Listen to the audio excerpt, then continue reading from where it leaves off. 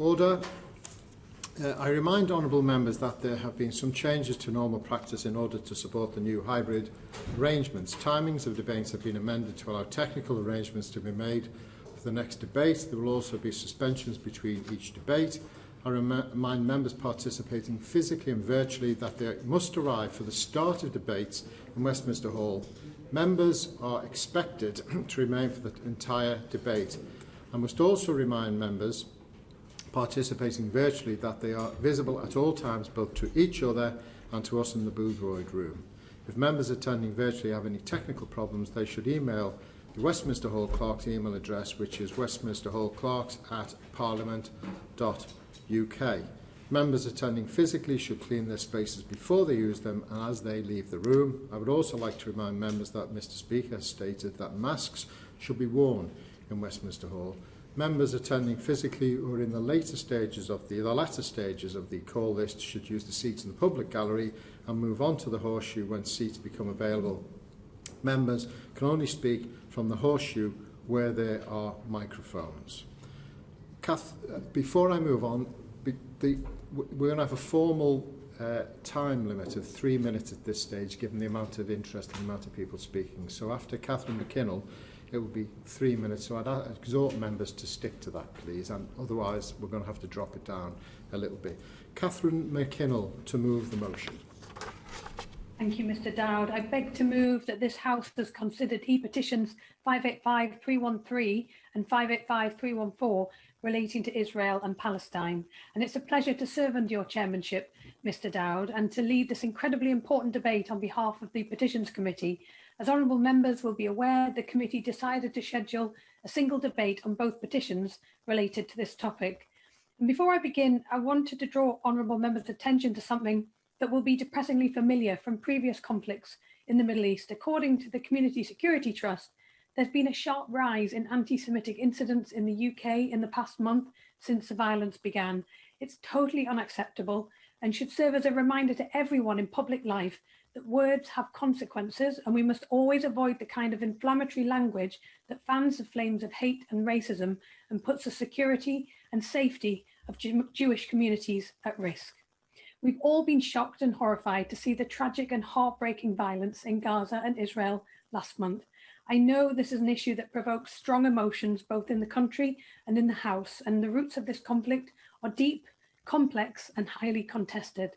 I hope, however, that we can begin this debate with a point of agreement that all members will share that this latest round of violence has improved conditions for no one, be they Palestinian or Israeli.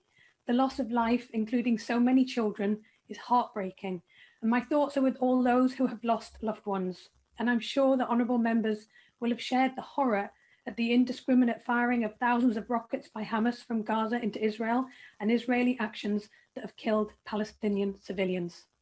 Over 500,000 people have signed the two petitions we're discussing today. One petition calls on the government to recognise Palestine as a state, while the other advocates the blocking of all trade between the UK and Israel.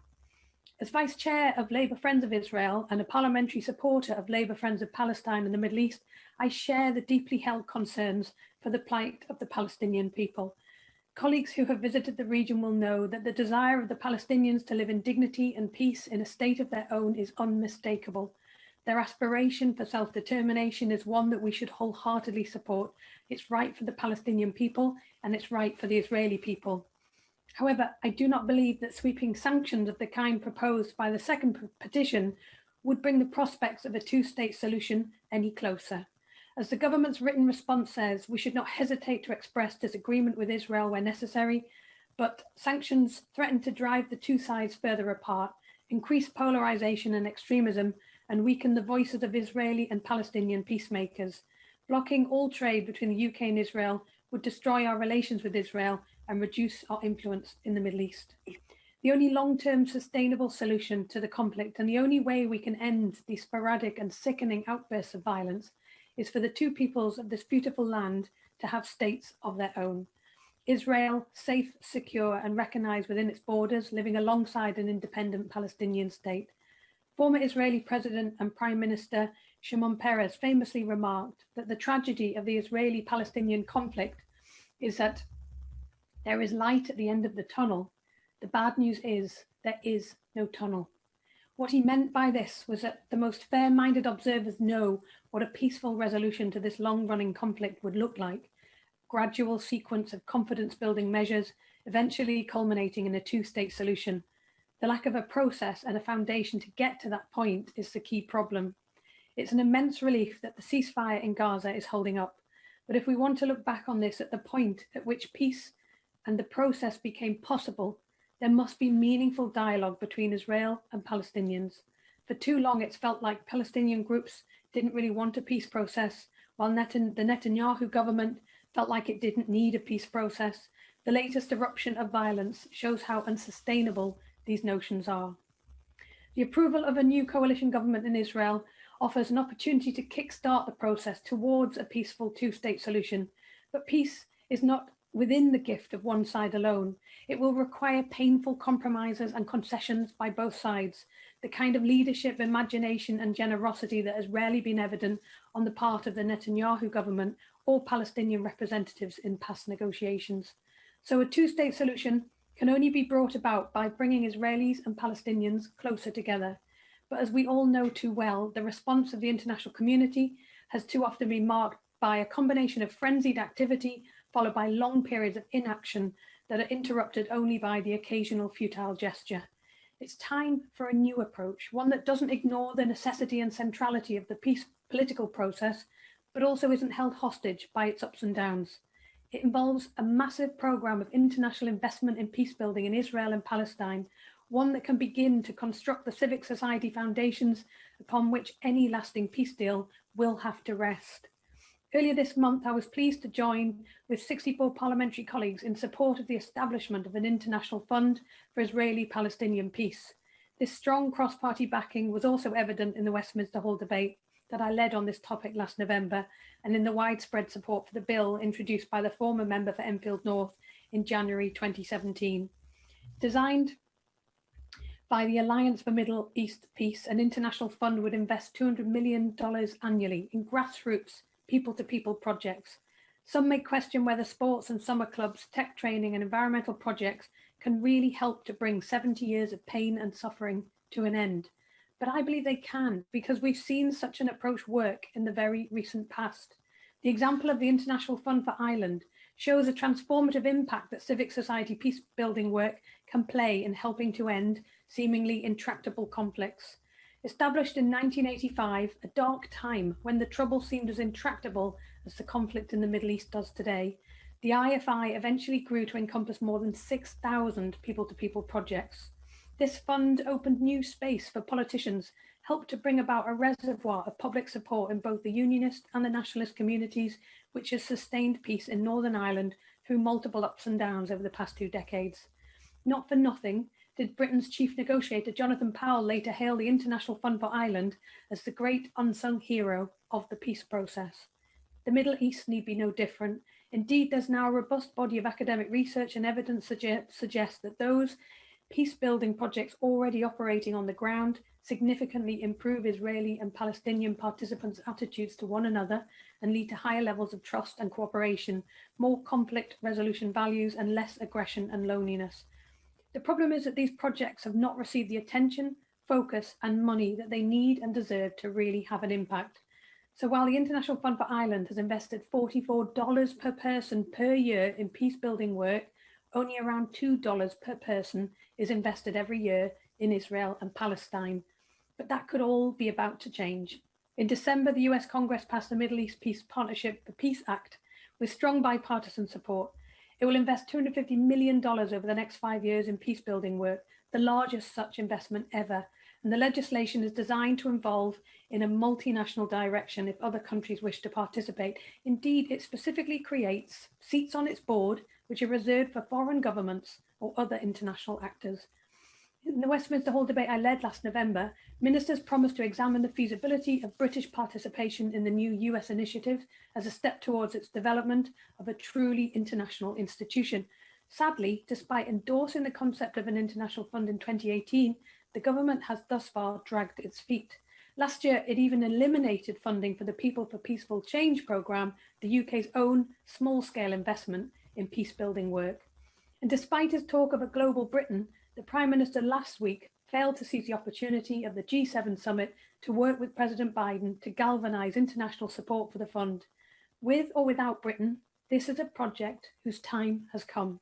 It reflects the reality that no successful peace process happens without the will and the engagement of the people coming together and demanding a better future for their children. So I'd like to close today with the words of the Palestinian poet Mahmoud Darwish. Me or him, thus begins the war. But it ends with an awkward encounter. Me and him. Thank you. Thank you. The question is that this House has considered E-petitions 585313 and 585314 relating to Israel and Palestine. John Howell. It's a pleasure to serve under your chairmanship, Mr. Dowd, and I draw the House's attention to my entry in the register of members' financial interests.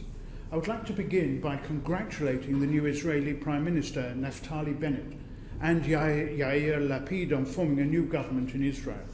This is the first time in half a century that an Israeli Arab party has sat in a coalition government, and I think that that is a very welcome development. It's a clear demonstration of Israel's vibrant democracy, and I wish the new government every success. It is regrettable that the petitions being debated today do not reflect the reality that Israel is a beacon of hope in a region of instability and an important ally of the United Kingdom. I have been involved in Israeli-Palestinian affairs for almost 15 years now. That is for a little longer than Benjamin Netanyahu was Prime Minister. And you may judge whether which of us is the genuine survivor in all of this. It is a simple fact that boycotts of Israel harm Palestinians, tens of thousands of whom work for Israeli companies on higher wages than they could earn elsewhere. The implications of blocking all trade and sanctioning Israel, as the petitions calls for, are grave, not only for Israelis and Palestinians, but also for the British people. Over 500 Israeli companies operate in the UK, employing thousands of British workers. And before COVID, UK-Israel trade reached more than £5 billion a year and continued to grow despite the pandemic.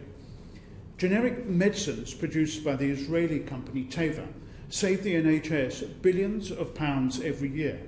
And I expect that many of us here have at one point or another benefited from these treatments, as no one provides more medicines to the NHS than Teva. British scientists work with Israeli scientists on groundbreaking medical research, and our two countries are working closely in the fight against COVID-19. I welcome the government's firm opposition to Israeli boycotts, and I hope the Minister will reiterate how harmful and divisive these are. The petitions were signed during the latest violence between Israel and Hamas, when Hamas targeted Israeli civilians and put Palestinians in harm's way.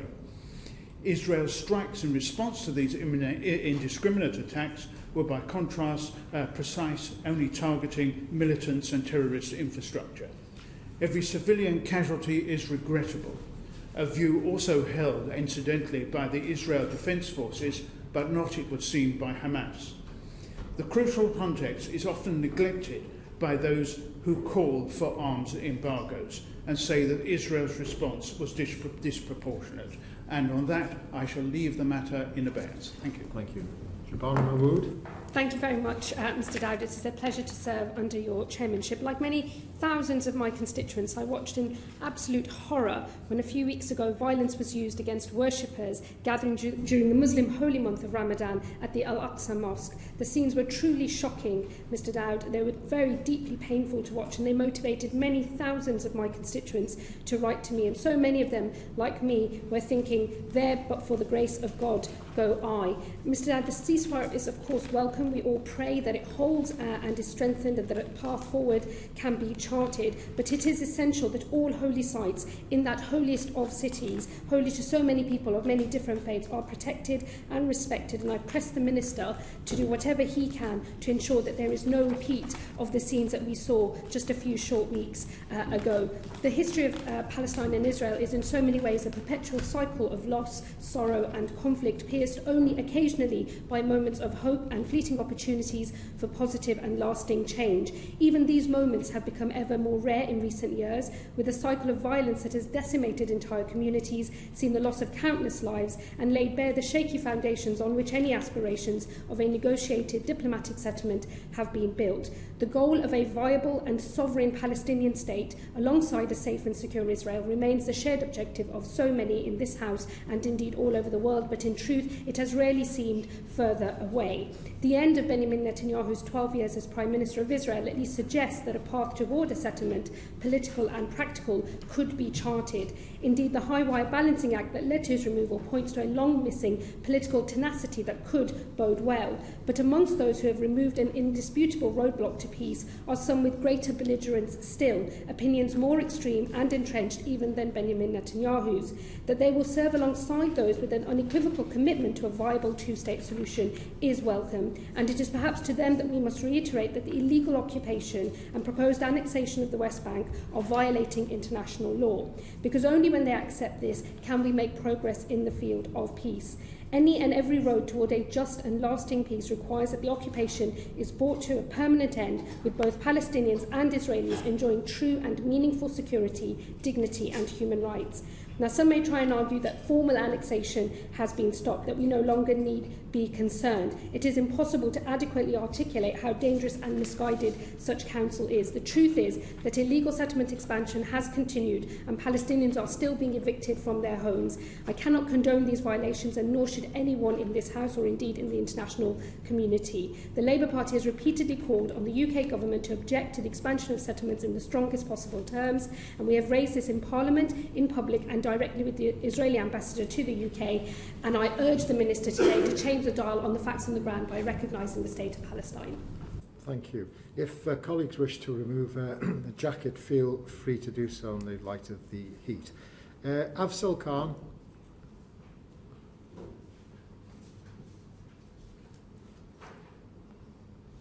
Thank you. It's a pleasure to serve on the chairmanship here today. Today's debate on recognizing the state of Palestine and holding Israel accountable for its complete contempt for the international law and human rights is not timely.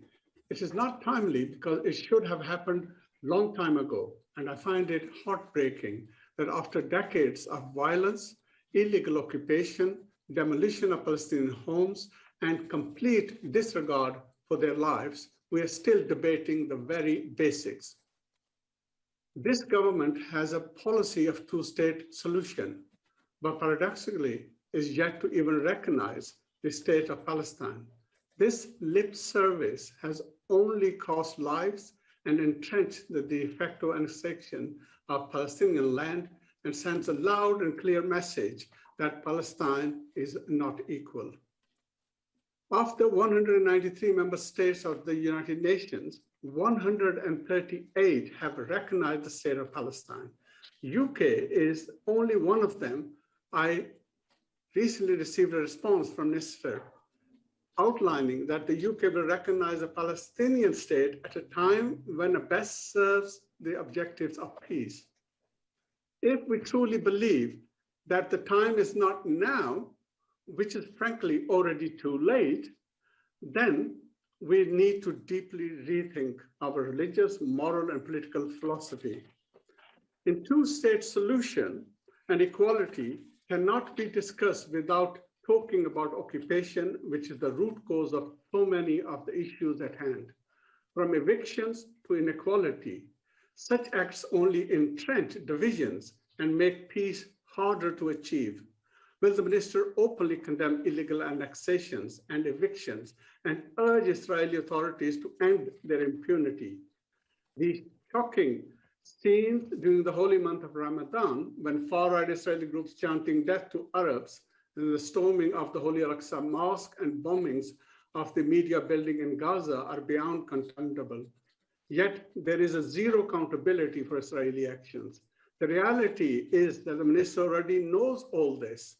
We must move away from a debate on Hamas versus Israel's right to defense and tangibly work towards peace process, which respects and demands human rights, equality, international law, accountability, and the recognition of Palestine. So if the minister is serious about a genuine two-state solution, will he commit to ending arms trade with Israel? The UK has a moral obligation to uphold the international law. Thank you.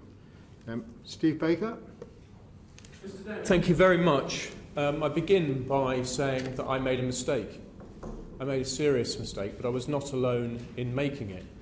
And that mistake was that in the period when hostilities were diminished, I deprioritised the issue of Israel and Palestine, prioritising instead the things which seemed most pressing. And the problem, of course, is that the conflict has not gone away. The conflict has returned with a dreadful ferocity, a ferocity made only worse by the intervening events. So I have to say to my honourable friend, my right honourable friend, perhaps I lose track of the minister, I'm not going to do it again. I'm going to come back to him and back to him again and ask what the government is doing to further the cause of a two-state solution. Now, I voted to recognise the state of Palestine. I think if we're serious about a two-state solution, it's important that this Parliament and parliaments elsewhere, governments elsewhere, recognise the state of Palestine. There's enormous passion on this issue in Wickham.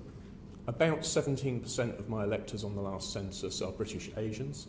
I think overwhelmingly that means they're British Muslims, they're Kashmiris. And I have to say, as gently as I can to my honourable friend, there's a real problem that on the issue of Kashmir and on the issue of Palestine, British Muslims feel that people are being persecuted, and that persecution is being neglected, a blind eye is being turned because they're Muslims.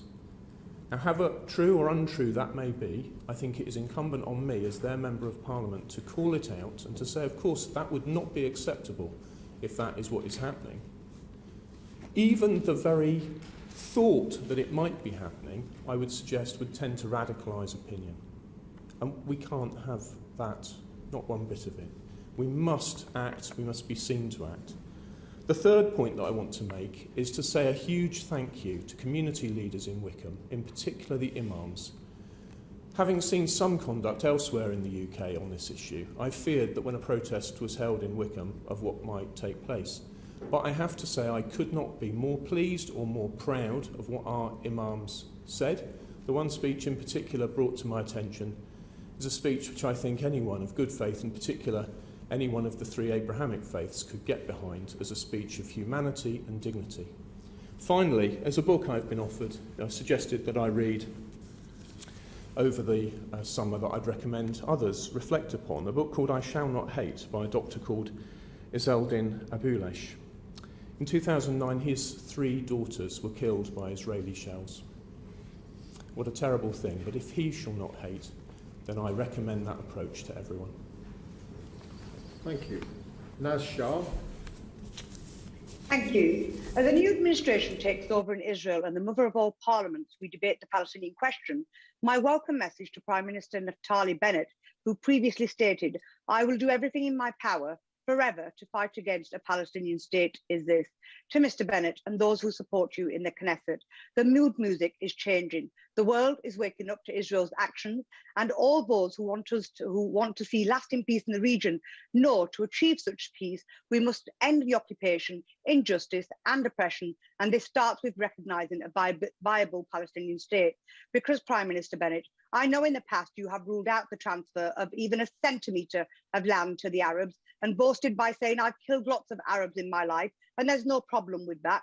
But, Mr. Prime Minister, the welcome news to you is those of us around the world who condemn the killing of all civilians, be they Israeli or Palestinians, will not remain silent even if a centimetre more of Palestinian land is illegally annexed, and we will not be silent in pushing for Israel to be tried in the International Criminal Court for war crimes if any more Palestinian blood is unjustly spilt under a perverted interpretation of a right to self-defence, whilst completely ignoring the crucial principles of distinction, precaution and proportionality. For 5 decades, the Palestinian territories of East Jerusalem, the West Bank and Gaza have been under occupation, the longest lasting occupation in the world today. Palestinian children in Gaza, if they make it to the age of 21, have witnessed 5 brutal wars, 14 years of which they have lived in one of the largest open-air prisons in the world under a land, air and sea blockade. Human Rights Watch have declared the situation in Israel as apartheid. Amnesty International has stated Israel's systematic discrimination, dispossession and displacement of Palestinians is at the root of the ongoing violence we see today. And War on Want declared that the UK government regularly approves military technology, arms exports to Israel, including for weapons of a type used in clear violation of international law. This means that the UK is providing material support for Israel's illegal use of force and an infrastructure to sustain that force through the ongoing trade in arms. So, Minister, our government has a moral, political and immediate duty to act on the issue of Palestine. If you're going to mince your words about a two-state solution, so as this government only recognises a single state, it won't work. Let us be clear, the only party stopping the UK from recognising the state of Palestine is a Conservative government.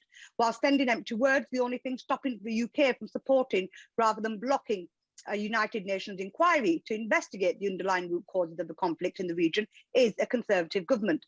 In the recent siege, for every Israeli killed, over 21 Palestinians were killed. For every Israeli child killed, 33 Palestinian children were killed.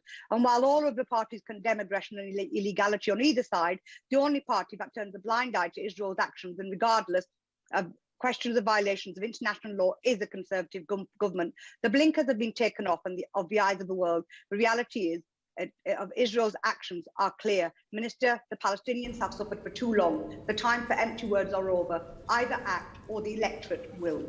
Thank you. Andrew Sellers.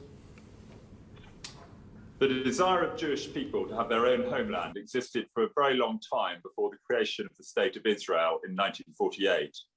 I want to see Israel exist as a secure state, at peace with all its neighbours and free from the appalling rocket attacks which its people suffered recently at the hands of Hamas terrorists. It is also vital that Jewish people all over the world can live in safety and complete security and free from fear. And I've been very struck by the heightened sense of fear which my Jewish constituents have expressed to me in recent days, and our commitment to the safety, security and well-being of Jewish people in this country must be complete and absolute. Palestinians in the West Bank, Gaza and the occupied territories all share that same desire for self-determination and a state of their own. The British government is committed to the creation of a Palestinian state and said in February that it will recognise the Palestinian state at the time of its choosing and when that best serves the objective of peace. This has been the position of the British government for many years, and I want to probe the government further on when the time of their choosing will be. My particular concern is that the increase in the building of illegal settlements in the occupied territories may mean that any recognition comes too late because the land will simply not be there to create a viable Palestinian state. I was struck by the words of Yossi Mechelberg, a professor of international relations and an associate fellow of Chatham House, who said, "For too long, the issue of recognition has been framed as a prize waiting for the Palestinians at the end of negotiations. This has always put Palestinian negotiators in an inferior position around the negotiating table vis-à-vis Israel, which is not only a superior military and economic force, but which is occupying its land, but one that is formally a state. Laying to rest the question of Palestinian self-determination would accelerate the peace negotiations and give them a better chance of succeeding. And isn't that the central point? That a peaceful and viable Palestinian state would also be in Israel's best interests and profoundly in its long-term security interests as well. The dividend to Israel of having a generation of young Palestinians growing up next to it who no longer hated Israel would be immense. Recognition could be a spur to achieving peace. And I think many of us are left thinking, if not now, then when? Thank you. Steve McCabe. Good afternoon, Mr Dowd. A pleasure to see you in the chair. Can I declare a non-pecuniary interest as the chair of Labour Friends of Israel? Can I also congratulate my honourable friend for the reasonable and conciliatory tone with which she introduced this debate? I, like her, am committed to a two-state solution as the only way the Palestinian and Israeli people can hope to live in peace and security. It's my view that following the recent conflict, we can't just settle for a ceasefire and another stalemate, but should take advantage of events like the new government in Israel, the Abraham Accords, and President Biden's support for an international Peace and Reconciliation Fund as an opportunity to push for fresh peace negotiations.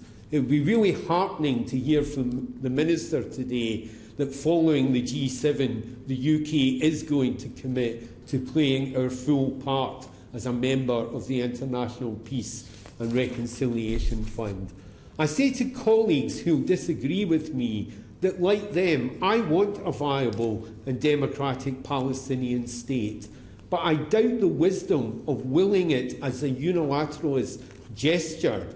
And I say to those who are keen to use international law in these debates, conditions for statehood in international law include an independent government which exercises control over a defined territory. Those conditions are not met. The reality is there are now two Palestines, one under weak Palestinian Authority control and the other under Hamas military occupation. What exactly are we being asked to recognise? Hamas have already taken advantage of the weakness of Abbas. What is the incentive for a negotiated outcome if we capitulate to them now? And for those who push for sanctions, are you saying that you oppose Israel's right to defend itself? Is it okay to live each day with the threat of an air raid siren? How would we feel if a bomb shelter was part of everyday planning requirements for a new home? How would we feel going to bed with the threat of a tunnel attack occurring in the night?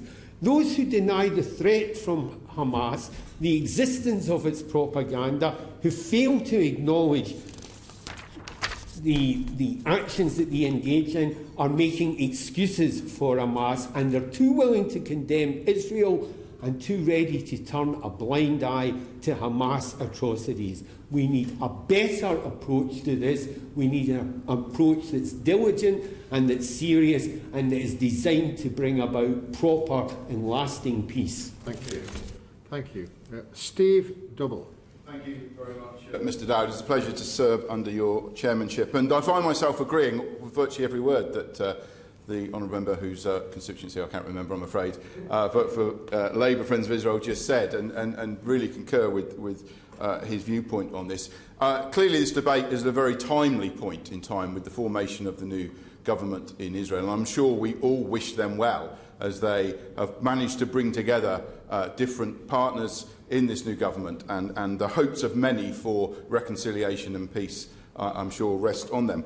I long to be able for us to be able to recognise the state of Palestine as this petition calls for. But I think we have to be absolutely clear about what the main roadblock to be able to achieve that is, and that is Hamas. For as long as the Palestinian territories are in the grip of a prescribed terrorist organisation whose stated aim is to wipe Israel and the Jewish people off the face of the earth, then they are the biggest roadblock to us being able to recognise the state of Palestine and actually move forward with a peace process. Because I am convinced, as I know the vast majority of people in this House are, that the only answer to peace in that region is a two-state solution. But that cannot be achieved whilst we have one party in that process in the grip of a terror organisation. I often think, how would we in the UK react if camped on our doorstep was a terrorist organisation that stated aim was to wipe us off the earth and drive us into the sea. We would not welcome other parties recognising that state officially. And I think we have to be very realistic about what the real roadblock is. I don't believe Hamas are any friends to the genuine, decent people of Palestine. Let's remember, in the recent attacks, 1 in 7 rockets that Hamas launched actually either misfired or landed on Hamas or on Palestinian territory. More people in that conflict were killed, more Palestinians were killed by Hamas rockets than any action by the Israelis. Now, I don't say the Israelis are blameless. Sometimes what they do is provocative and disproportionate. And they do have to take some responsibility. But I will always stand up for Israel's right to defend itself against these terrorist attacks. And that is the key block to terror, to peace. One of the roles I have the privilege of in this place is chairing the All-Party Parliamentary Group for Christianity in the Holy Land. And the APG works to promote the rights of Christians and other religious minorities in the Middle East. And I know the Minister is aware of the work we've done, and I've invited him to meet with Christian leaders there. Israel is a beacon of democracy and freedom in the Middle East, and we should stand up for the rights of all religious minorities in that place. And no one other than Israel in the Middle East is doing just that. So I believe we need to stand up for Israel's right to defend itself and be clear what the main roadblock to peace is. Thank you. Rushanar Ali.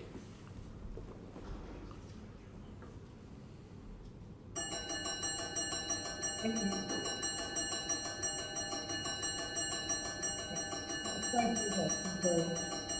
Until the bell stopped ringing, Mr. Chair. Hello.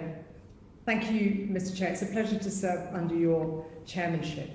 The decades of conflict and violence between Israelis and Palestinians has been the source of unimaginable horrors, of pain, suffering for generations with little hope for peace. And what we saw in the attacks in Al-Aqsa Mosque and in the cycle of violence between the Israeli military and Hamas is the reality of civilians suffering in this latest escalation of violence. And while the ceasefire is welcome, let us make sure our government takes the necessary steps to ensure that is maintained.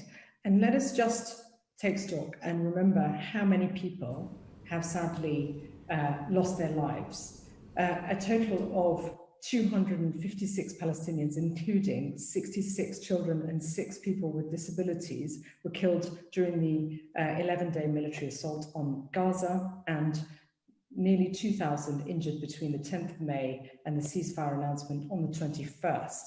And since the 7th of May, 35 Palestinians have been killed in the West Bank and the occupied East Jerusalem, alongside, according to the Palestinian Red Crescent Society, and some 7,056 injured. And in Israel, 13 people were killed by rockets fired by Palestinian armed factions.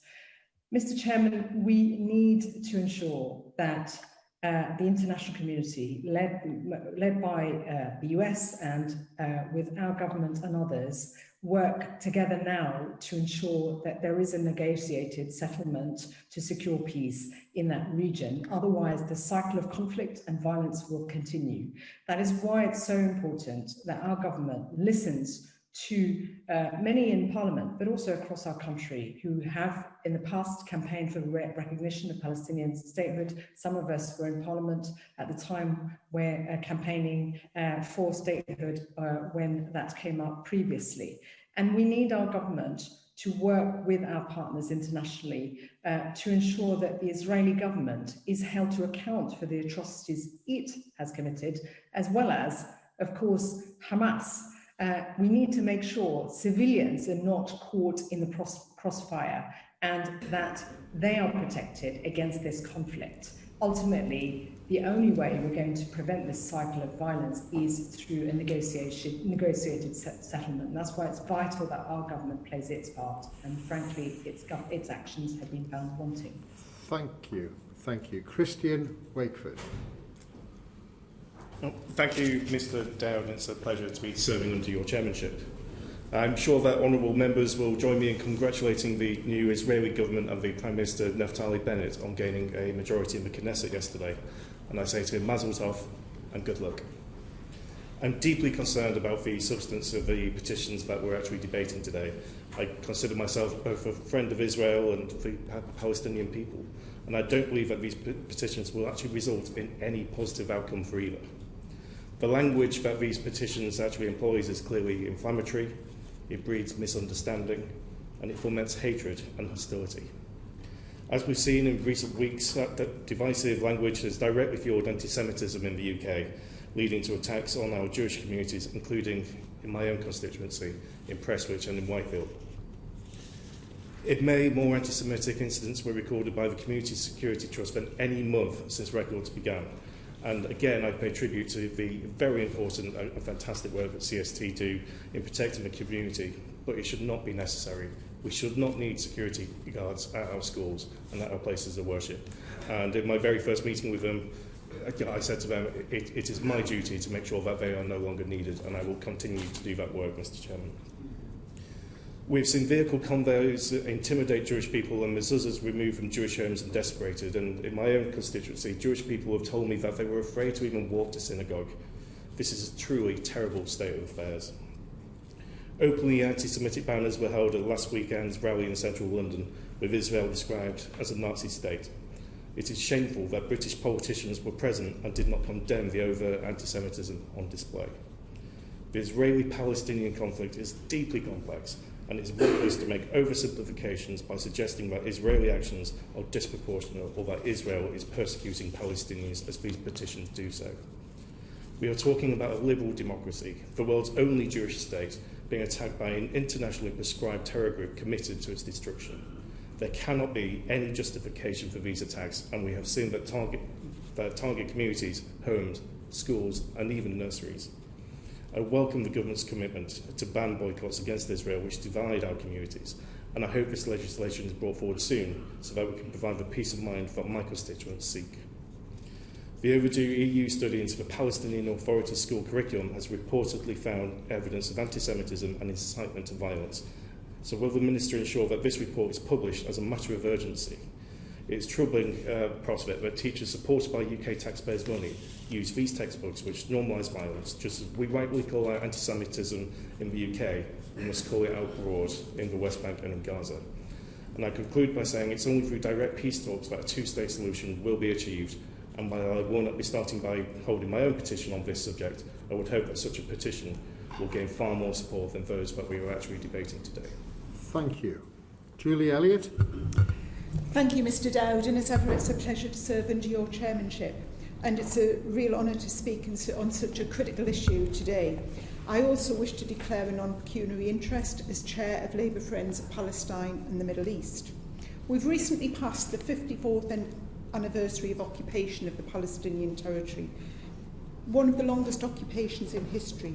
The daily lives of Palestinians is worse now than ever. This is a disgrace, and the British government, who have an historic responsibility in this area, should work with the international community. They need to take action now to end this deterioration in the situation in the area and improve the lives of Palestinian people now, as well as Israeli citizens. I condemn violence, whoever perpetrates it, and I feel strongly that those perpetrating violence should be held accountable. The reality of the recent violence, however, is, since the 7th of May, that during the 10-day military assault on Gaza, 256 Palestinian people were killed, including 66 children and 6 people with disabilities. Almost 2,000 were injured. In Israel, 13 people were killed by rockets. This is the disproportionate nature of the violence. This is not self-defence by Israel. This is aggression. I defend Israel's right to self-defence, but this is not that. Every one of those deaths and injuries is wrong, a tragedy, and should not happen.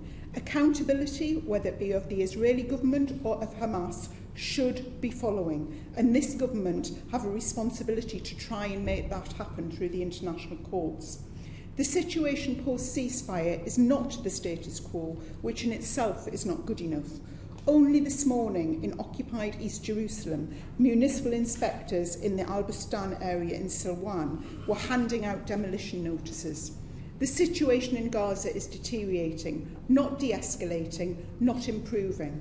The medical situation in Gaza is desperate. During the assault, 2 prominent Palestinian doctors were killed, 9 hospitals damaged and 19 clinics, including a COVID-19 testing centre and Gaza's only COVID-19 laboratory. In East Jerusalem, 48 attacks happened, damaging 16 ambulances, 18 incidents of denying medical access. These latest attacks, decades-long violence against the healthcare, are just an example of. Just a few examples of the situation now.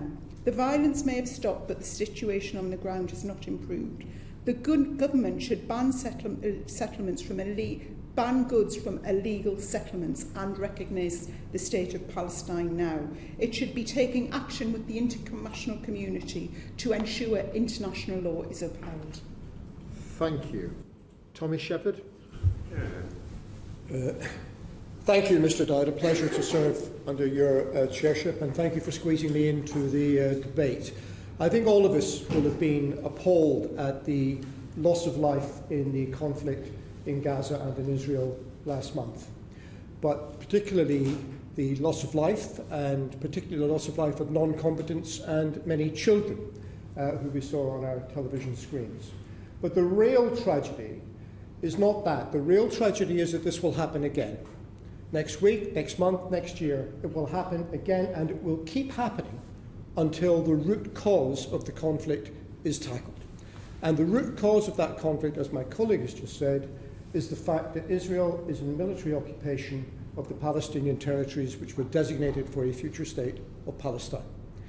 Now, from an Israeli point of view, this makes sense to continue that occupation. And in fact, not only does the Israeli government not set any policy to end that occupation, with every day and week that passes through the process of settlement building, of evictions and other measures, that occupation is entrenched to a point where, in the words of B'Tselem, the Israeli human rights organization, there is now a one-state reality.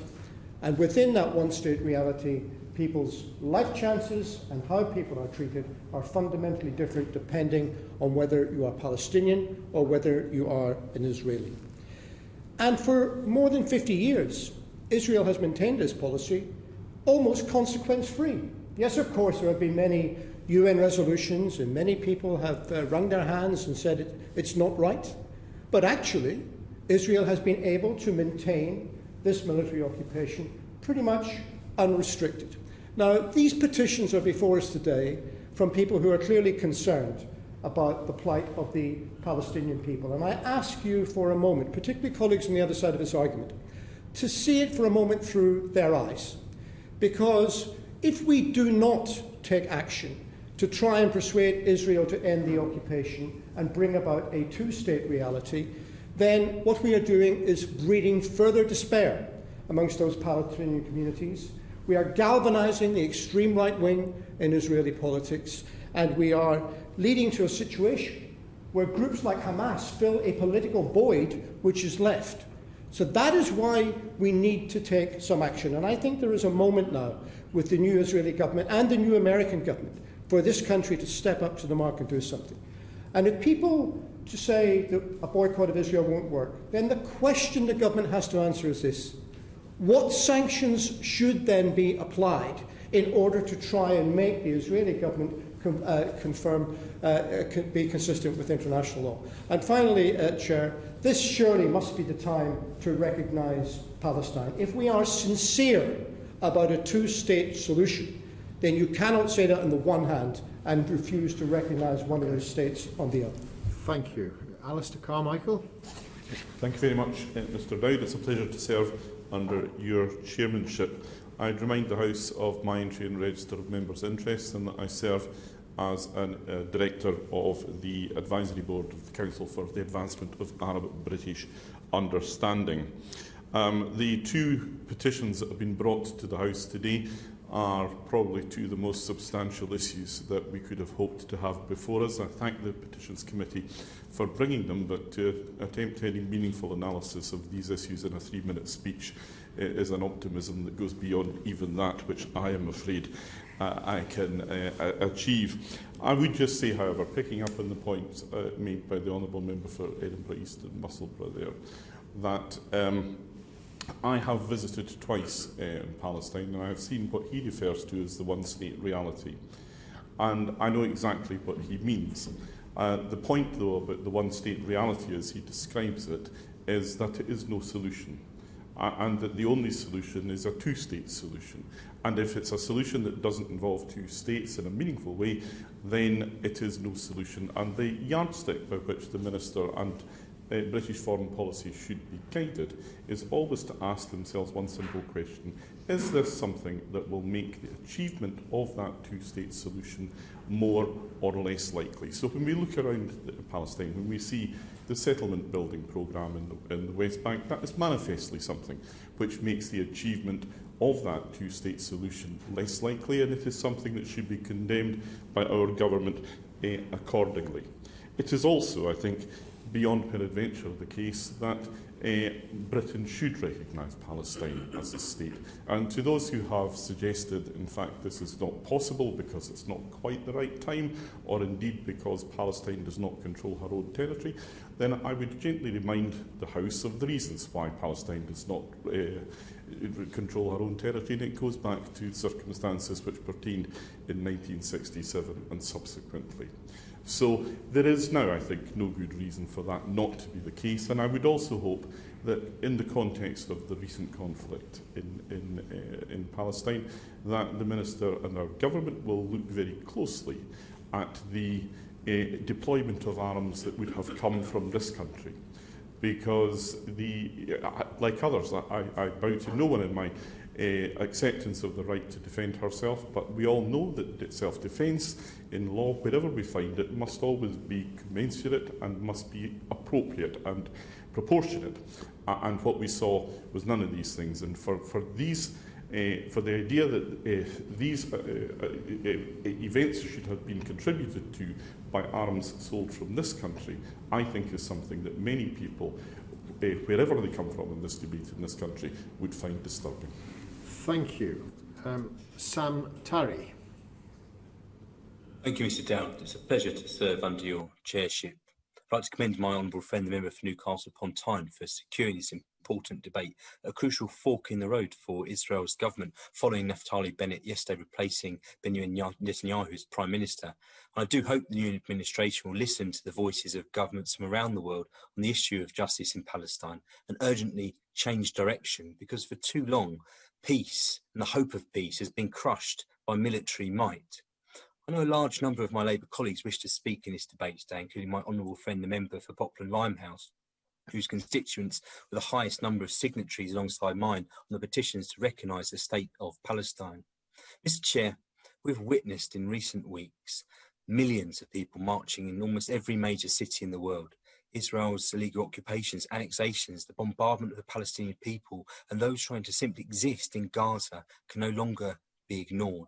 Indeed, there's an enormous sense of anger and injustice amongst my own constituents in Ilford South. There are in fact the highest number of signatories for the petition, adding around 6,000 people, and individually 5,000 people from my constituency writing into me.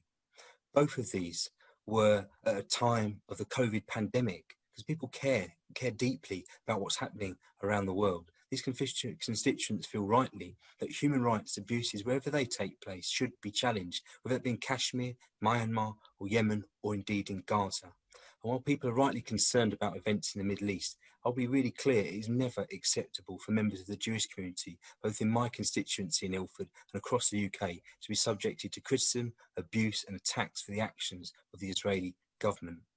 What is clear is that there's a huge groundswell of support for justice as the escalation of this conflict has continued, with needless deaths of civilians on both sides, the illegal seizure of land recently, and the incendiary storming of the Al-Aqsa Mosque, the proliferation of evictions, demolitions and new settlements in the occupied Palestinian territories not only runs counter to international humanitarian law, including the Fourth Geneva Convention, they also serve to make a viable two-state solution ever more distant.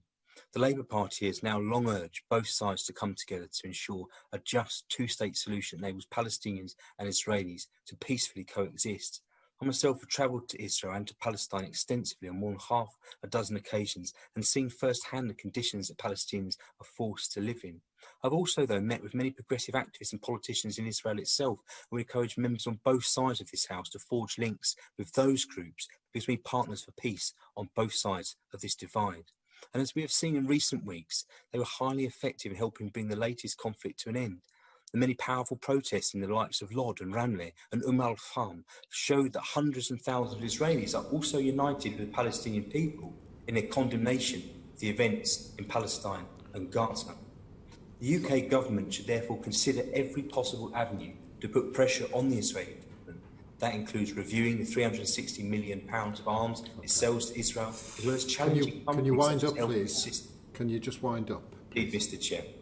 The UK government has a historical obligation, as do all of us on both sides of this House, to support the state of Palestine coming into being and to ensure a future of hope in which two peoples can coexist in the same land. Thank you. Alan Smith. Thank you, Mr. Dowd. It's a pleasure to serve under your chairmanship. And it's important that we were discussing two very important petitions today. The first, a call to recognise Palestine as a state. The second, the call to implement sanctions on Israel for continued breaches of international law. Now, the SNP foreign policy is based on principles, based on a human-centred policy, feminist, egalitarian, ecological, multilateral, and above all, the promotion of international law. We are not an aspiring international rights NGO, we are an aspiring state from my party's perspective. Small countries need international law in a way big countries do not. So international law is at the heart of everything we do. So we view Israel and Palestine and everything else through those prisms. Now, I'm a friend of Palestine. I'm also a friend of Israel. And it's worth making a few things clear for the record. We condemn all violence, whoever it's perpetrated by and whoever is a victim of it. We reject utterly false equivalence. There is hurt and heartbreak on all sides of this dispute. And it's not just between two sides. It's far more complex. Israel has a right to exist and a right to security within its borders, and the Palestinians have a right to live in dignity and peace in a state of their own. We don't view these statements as exclusive. We view them as quite compatible. But how can there be a two-state solution that we say we're all in favour of when there is not a two-state reality? We believe we should indeed recognise Palestine. We recognise, as we've heard, the flaws of the Palestinian Authority. We recognise that Palestinian unity is not where it needs to be. But we do believe that recognition would level the discussion and give an impetus to these discussions that is sadly, sorely lacking. And it's not an outlandish position. We are actually in the majority. 139 of 193 UN members recognise Palestine as a state already. The UK should do the same. Now, on sanctions, we have rather a more delicate call to make, because we need to view the effect of any policy change on the ground. And I said earlier that Israel has a right to exist and a right to security, and I will defend that. It does not have a right to annex other people's land and does not have a right to claim victimhood when there are consequences to that illegality. Settlements are, on a daily basis, in fundamental ways, making a viable, just peace less achievable. They are illegal. Their products are illegal. We should not deal in them. The UN agrees. UN Security Council Resolution 2334 is quite clear in the legal status. We should not deal in settler goods. We should ban them. And at the very least, we should make sure that they're properly labelled. But on the wider call of the petition to implement wider sanctions on the State of Israel itself, we disagree for the moment. We don't think that would actually help the situation. We think it would do more harm than good, just. But it is important, and I would urge our Israeli friends who I know are paying attention to today's debate, to pay attention to where that call is coming from. We cannot simply say that there must be consequences to the illegality, but then not implement any of them. We must do better than we've done to date. We also would respect individual organisations that may feel a need to implement such a policy themselves, though we would stop short of sanctions as a party. Because it's not good enough to say that we're in favour of a two-state solution, but do nothing to bring about a two-state reality. We will continue to be part of the problem unless we give impetus to this discussion, and we can do that from here because we are bound to the people of Palestine and Israel by empire and by international law and trade. We do have influence. As my good friend from Edinburgh East says, perhaps there's a new moment for a new momentum with the new Israeli government and the new US administration. Colleagues, let us seize that moment and build a just peace that we all want to see. Thank you, Mr. Dowd.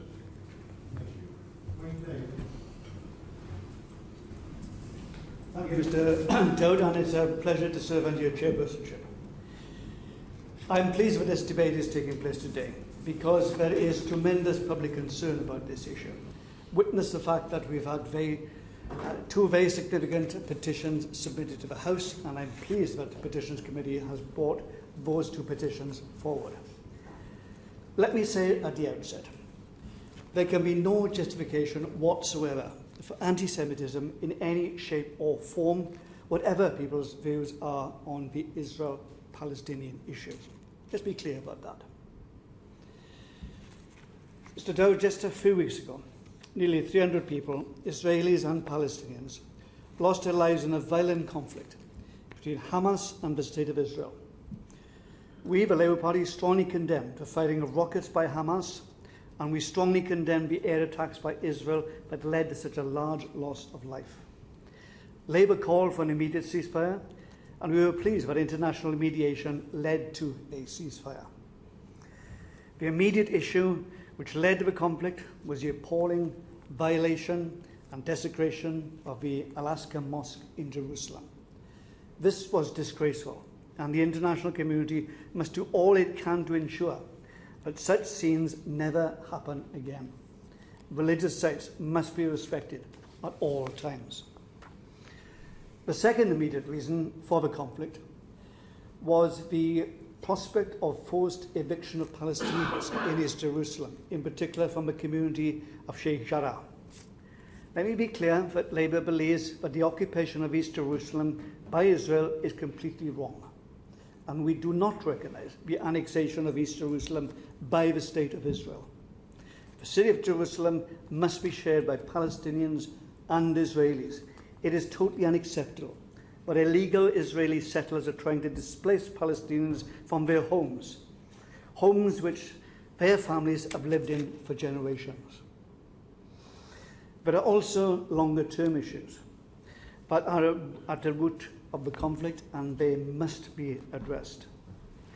These stem from the Israeli occupation of 1967. Since then, and especially over the last few years, we have seen an increase in the size and the number of illegal Israeli settlements.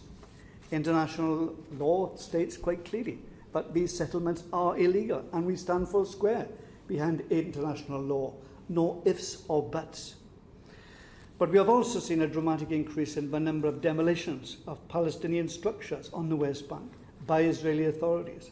And again, these contravene international humanitarian law via the Fourth Geneva Convention and the Rome Statute of the International Criminal Court. At the same time, we have seen the totally unacceptable treatment of Palestinians throughout the occupied territories.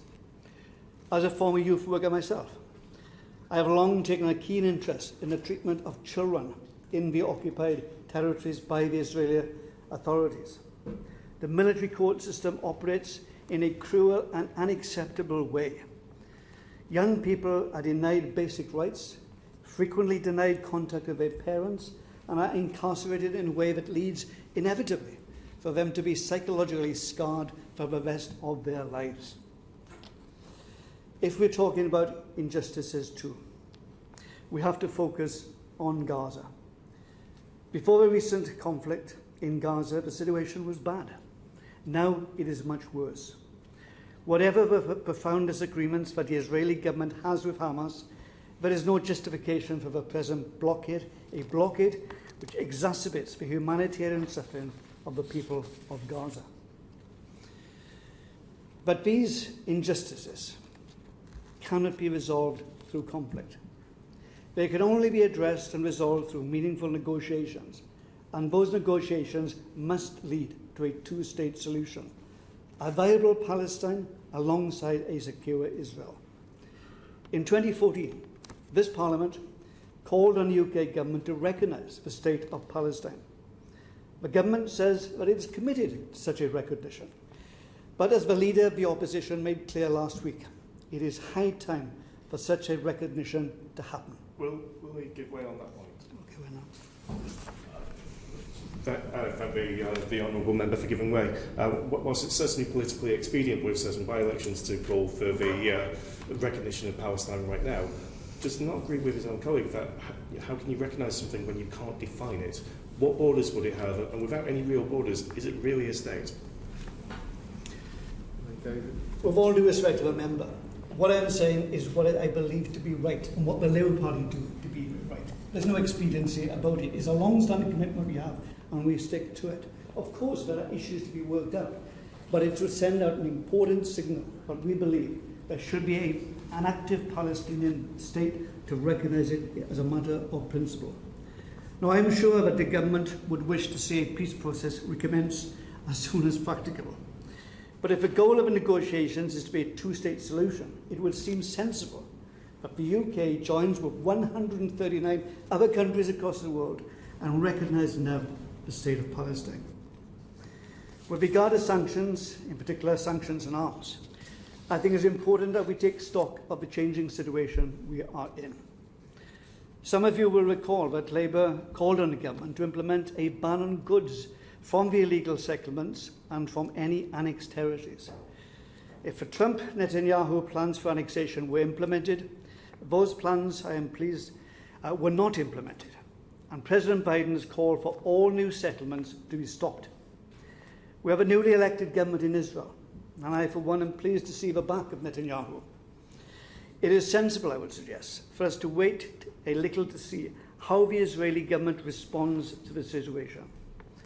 However, the British government must assess, in line with all our obligations, the use of exported arms and equipment in the recent conflict. There needs to be a report to Parliament setting out where any licences for exports could be used to commit acts of internal repression, external aggression, or violations of international law. The reality is that a peace process will not be established overnight, let alone in lasting peace. What is the case, however, is that for peace to be negotiated, achieved and maintained, there needs to be an ongoing process of reconciliation between Palestinians and Israelis. I very much hope, like the member for Surrey Oak, that the government will make real its commitment to a peace fund and join with President Biden to ensure that it is established as quickly as is humanly possible. I genuinely believe that the overwhelming majority of Palestinian people and Israeli people want to live in peace. It is our responsibility in this Parliament to make sure that we can do everything we can to make their dream a reality. Thank you. Thank you. Minister. Thank you, Mr Dowden. It's a pleasure to serve under your chairmanship. And I'm grateful to the honourable member for Newcastle upon Tyne North for securing this debate, and I pay tribute to the work that she has done on this issue. And I'm also grateful for thoughtful contributions made by members on this very delicate issue from all sides of the House. We welcome the announcement of a ceasefire in Israel and Gaza on the 20th of May. It's an important step towards ending the cycle of violence and the loss of civilian life. And the UK offers our deepest condolences to the families of all those who have lost their lives. We also echo the condemnation of the anti-Semitic actions that we unfortunately saw on the streets of the United Kingdom, and I'm very pleased that members from across the House have also condemned them. I thank my gratitude for giving way. I think the tone of this debate so far today has been incredibly helpful in terms of condemning anti-Semitism on our streets. Does he agree with me that every single member of this House has a duty to do so? And when we see banners calling for Palestine to be free from the river to the sea, when that is actively calling for ethnic cleansing of Israel, does he think that we need to condemn this wholeheartedly, and will he make a statement in the House to do so? I thank my honourable friend for the question that he's just asked. I think as we've seen today, there is widespread condemnation of those acts, and where there are small pockets of resistance condemning such actions, I think those individuals stand out with the mass of the viewpoint of this House. And this is an issue that I have no doubt will come up in departmental questions tomorrow. Whilst the ceasefire holds, we must make sure that every effort focuses on making it not just durable but also permanent. The Foreign Secretary travelled to the region on the 26th of May and met with Israeli and Palestinian leaders. As he made clear on that visit, the recent escalation demonstrates the urgent need to make progress towards a more positive future and address the long-standing drivers of the conflict in the region. We've worked actively during this crisis to urge all parties to work with mediators towards a ceasefire, and we fully support the actions of the Egyptian, Qatari and the United Nations to that end. And we work closely, of course, with our friends and partners in the United States of America. It is important now for Israel to facilitate rapid humanitarian access to Gaza, and we urge the continued opening of all crossings. The UK will provide £3.2 million of new aid to the UN Agency for Palestinian Refugees, UNRWA, responding to their emergency flash appeal launched on the 19th of May. Funding will help provide food, water and emergency shelter to Palestinians affected by the recent escalation in violence in Gaza. And let me make a little bit more progress. I'm conscious that we're a little bit tight on time. We thank UNRWA for its support to Gazans displaced during the conflict and for continued courage and dedication. The UK continues its diplomatic efforts to build confidence between the parties and to find a political way forward. And we welcome and echo calls for equality of safety, security, freedom, peace and dignity, both for Palestinians and Israelis. I've spoken regularly with a number of ambassadors from the Arab states to reiterate the need for progress towards our shared goals, to reiterate the need for a peaceful two-state solution. And we also play a leading role in this on the United Nations Security Council. Let me address the subject specific to the petitions. There have, of course, been many calls over the years for recognition of Palestinian statehood. The UK government position is clear. The UK will recognise a Palestinian state at a time when it best serves the object of peace. Bilateral recognition of it in itself cannot and will not end the occupation. The UK government continues to believe that without a negotiated peace agreement, the occupation and the problems that come with it will continue. And we're committed to the objective of a sovereign, prosperous and peaceful Palestinian state living side by side with a safe and secure Israel. That is why we are a leading donor in the occupied Palestinian territories and why we have set so much store by strengthening Palestinian institutions, fostering private sector-led sustainable economic growth in the West Bank. Economic progress can never be a substitute for a political settlement, but it is vital in the interim that Palestinians see tangible improvements in their daily lives. And we call upon the Palestinian Authority and Israel to resume dialogue on economic issues, to reconvene the Joint Economic Committee and to address the financial and COVID crisis together. The UK enjoys strong relations with the Palestinian Authority, and they have made important progress on state building, which has been recognised by the World Bank and the International Monetary Fund.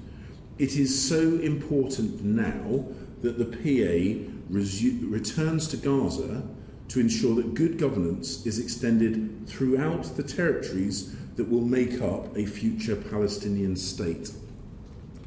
It has been said from members representing parties right across the House, and I will echo it from the UK government's position. We condemn in the strongest terms the firing of rockets at Jerusalem and other locations within Israel by Hamas and other terrorist groups. All countries, including Israel of course, have a legitimate right to self-defence and the right to defend their citizens from attack. In doing so, it is vital that all actions are proportionate, in line with international humanitarian law, and are calibrated to avoid civilian casualties. On the topic of the second petition, the government has made its position on sanctions clear. While we do not hesitate to express disagreement with Israel, whenever we feel it necessary, we are firmly opposed to boycotts or sanctions against Israel. We believe that open and honest discussions, rather than the imposition of sanctions or supporting anti-Israeli boycotts, best support our efforts to progress the peace process and to achieve a negotiated two-state solution.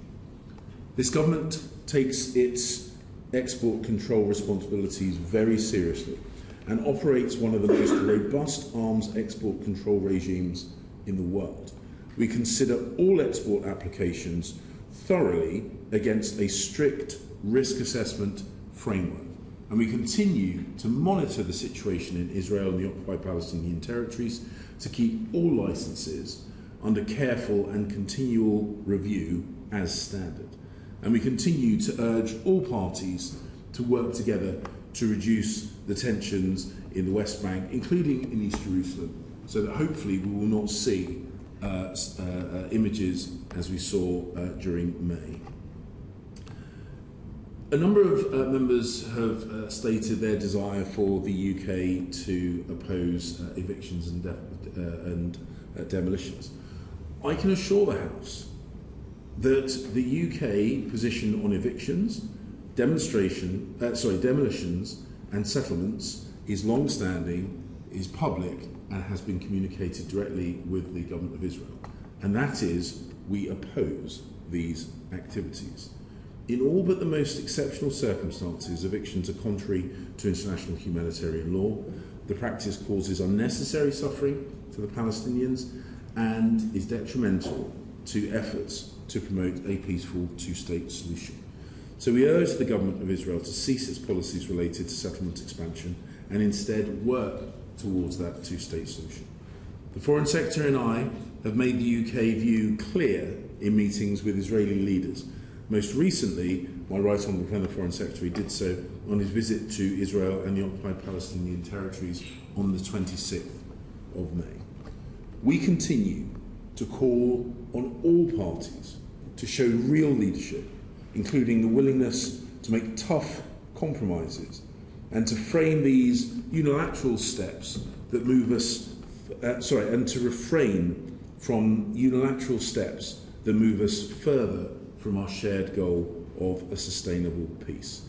We will continue our intense diplomatic efforts in the region, focused on creating the conditions for a sustainable peace, and we will work with our international partners towards that goal. Thank you, Mr. Thank you. Can I give the opportunity for Catherine McKinnell to wind up, please? Thank you. Thank you, Mr. Dowd. And thank you to all the contributors to this debate. It's clearly a highly complex situation and will require a range of measures, actions and compromises to resolve it. But as the member for Birmingham Selly Oak said in his speech, I share the hope that the government, alongside the Biden administration, will take the opportunity of the formation of a new Israeli government to push for renewed negotiations based on a safe and secure Israel alongside a viable, sovereign and recognised Palestinian state. The current lack of peace process has created a vacuum, and we've seen too often around the world that vacuum is filled by violence, and the government should also examine what more it can do to disrupt the flow of rockets into Gaza while ensuring the delivery of urgent humanitarian assistance, vital medical support and fuel. And I also hope the Minister will take away what I said in my opening comments about encouraging and supporting the creation of a new climate in Israel and Palestine by backing projects that promote peaceful coexistence in the long term, like the creation of an international fund for Israeli-Palestinian peace. These aren't warm words. They need to be met with real, tangible action and funding to make them a reality. Political negotiations will always have their ups and downs and false starts, particularly in such a complex conflict. But there's no reason why efforts to build understanding and trust between Palestinians and Israelis on the ground should be held hostage to what the politicians are doing. So I hope the Minister will take it away to the Prime Minister and urge him not to row back from our international commitments, because I truly believe that the new US legislation and President Biden's own strong commitment to multilateralism could provide a platform to galvanise support for an international fund at this most pressing of times. It's something that we can all practically do to create a more secure future for both Palestinians and Israelis. Thank you. Thank you, and thank everyone for their contributions. The question is that this House has considered E-petitions 585-313 and 585-314 relating to Israel and Palestine. As many are of that opinion, say aye. Aye. All of the contrary, no. I think the ayes have it. Order. The sitting is suspended until 6 p.m. Please will members leave the room promptly by the exit door on the left while observing social distancing. Thank you.